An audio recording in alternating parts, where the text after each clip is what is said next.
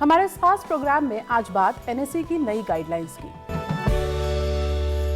Overall अगर देखा जाए तो 5000 से ज़्यादा कंपनियां जो हैं वो लिस्टेड है, छोटी बड़ी मझोली सभी कंपनियां। कुछ कंपनियां बीएससी पे ज़्यादा लिस्टेड हैं और एनएससी पे थोड़ी कम लिस्टेड हैं।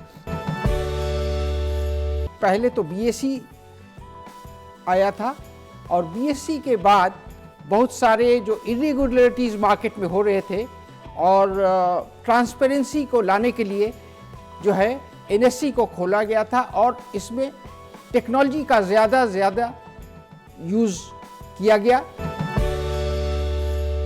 डेटा जब सरकार ने देखा, एक्सचेंज ने देखा, तो उसके बाद उन्होंने अपनी पॉलिसीज़ में चेंजेस लाए।